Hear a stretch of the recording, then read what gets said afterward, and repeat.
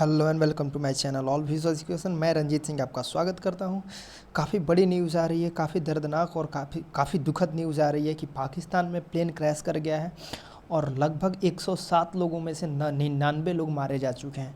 काफ़ी बुरी न्यूज़ है, पर फिर भी हमारे करंट अफेयर्स के लिए इम्पोर्टेंट हो सकता है, तो इसको हम लोग देखते हैं। ठीक है, न्यूज़ क्या है आप देख सकते हैं किस तरह से न्यूज़, ये गूगल से मैंने लिया। देखिए किस तरह से सारे न्यूज़ चैनल ने इसको कवर किया। ऑब्वियस सी बात है, इतनी बड़ी न्यूज़ है। प्लेन का क्रैश होना कोई छोटी न्यूज़ नहीं होती है, क्योंकि सिर्फ प्लेन का क्रैश होने से कंट्री का नुकसान नहीं है, ये एक फियर मॉन्गरिंग का सिचुएशन होता है। जिस भी कंपनी की प्लेन वो होती है, ठीक है, उसके रिगार्डिंग पैनिक क्रिएट हो जाता है। और भी देशों में जो भी उसकी फैसिलिटीज़ को यूज़ करते हैं, जो भी उस कंपनी के एयरवेज़ को यूज़ करते हैं, ठीक है, फ़्लाइट्स को यूज़ करते हैं। तो देखिए Pakistan plane crash with 107 on board, ठीक है, in the residential area in Karachi, several fear dead, several fear. और ये डेटा निकल के आ रहा है कि 99 से 100 लोग मारे जा चुके हैं। ये आप देख सकते हैं कि हमारे नरेंद्र मोदी जी ने भी अपनी कंडोलेंस जाहिर किए है। Deeply saddened by the loss of the life due to plane crash in Pakistan, our condolence to the families of the deceased and wishing speedy recovery to those injured. और यहाँ पर आप देख सकते हैं इमरान खान ने भी काफ़ी दुख जाहिर की है। और जो अरशद मलिक हैं वहाँ के पीआईए के सीईओ, पीआईए मतलब पाकिस्तानी इंटरनेशनल एयरवेज, उसके जो सीईओ हैं अरशद मलिक, उनको कहा है कि आप तुरंत से तुरंत इन्वेस्टिगेशंस शुरू कराइए, ठीक है, और जो भी रिलीफ टीम है उसको वहाँ पर भेजिए और इमीडिएट इंक्वायरी आप शुरू कीजिए, ठीक है। और लोगों से ये किया कि आप प्रेयर कीजिए, लोगों से दुआ कीजिए, लोगों को बोला कि आप दुआ कीजिए जो भी इंजर्ड हुए हैं उनके लिए, और कंडोलेंस जाहिर की अपनी। तो हुआ क्या, देखते हैं एग्जैक्टली हुआ क्या।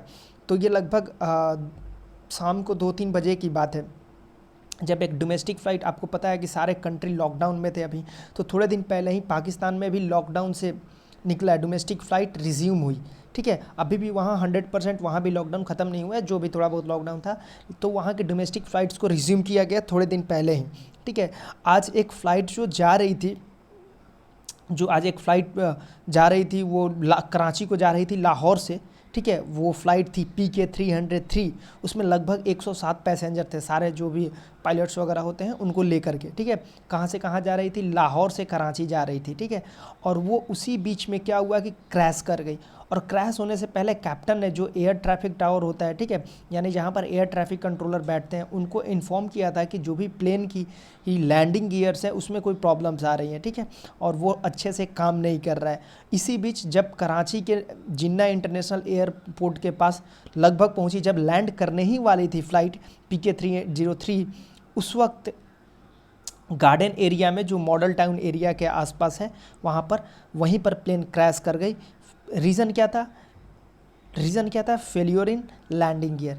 तो ये जो प्रॉपर वर्ड्स जो थे कैप्टन के, वही मैं बता रहा हूँ कि फेल्योर ऑफ लैंडिंग गियर्स, जो उन्होंने इन्फॉर्मेशन दी थी अपने एयर ट्रैफिक टावर में, ठीक है।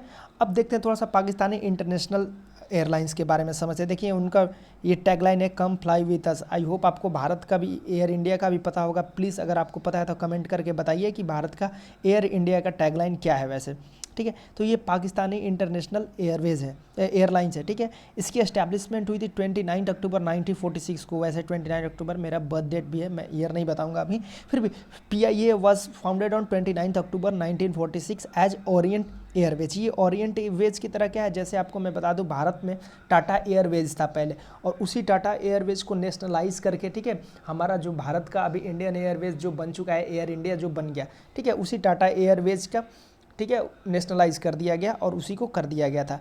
तो वैसे ही ये जो ओरिएंट एयरवेज है कुछ वैसे ही था। आज़ादी से पहले ये जो थी ओरिएंट एयरवेज 23 अक्टूबर 1946 को कलकत्ता में ही इस्टेब्लिश हुई थी, ठीक है। और ये उस वक्त की एकमात्र ऐसी एविएशन कंपनी थी जो मुस्लिम द्वारा ओन की जाती थी, यानी इस कंपनी का मालिक था एक मुसलमान, ठीक है। अब 1955 में, अब जैसे ही आज़ादी हुई, आज़ादी के बाद क्या हुआ, ओरिएंट एयरवेज ने अपनी सर्विस देनी शुरू कर दी पाकिस्तान में।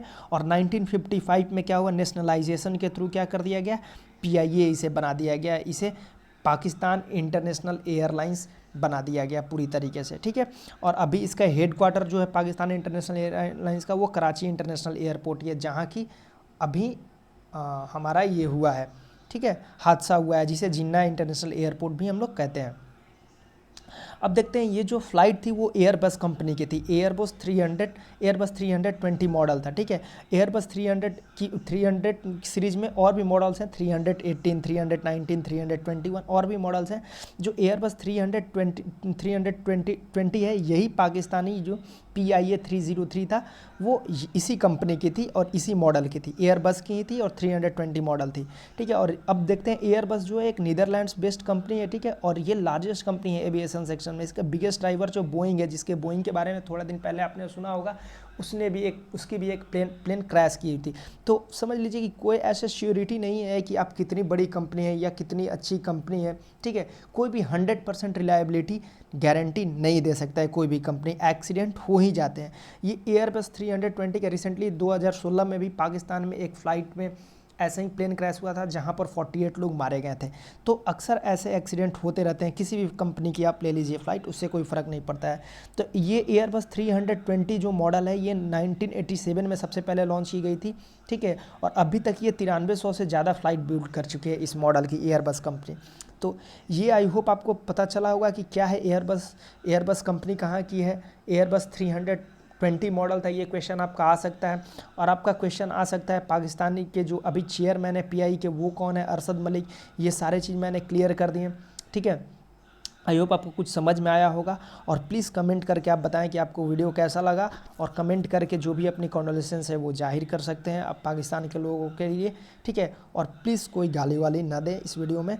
सो अगर आपको अच्छा लगा हो तो सब्सक्राइब कर लीजिए चैनल को और हमारे साथ जुड़ जाइए, क्योंकि काफ़ी मेहनत होता है और आपके सब्सक्रिप्शन और लाइक से ही हमें मोटिवेशन मिलती है। तो थैंक यू सो मच, आप हमारे साथ बने रहिए, ठीक है। और आगे के न्यूज़ में अगर कोई डेवलपमेंट आती है तो मैं आपको ज़रूर अपडेट कर दूंगा। सो अभी के लिए till then, thank you, bye bye.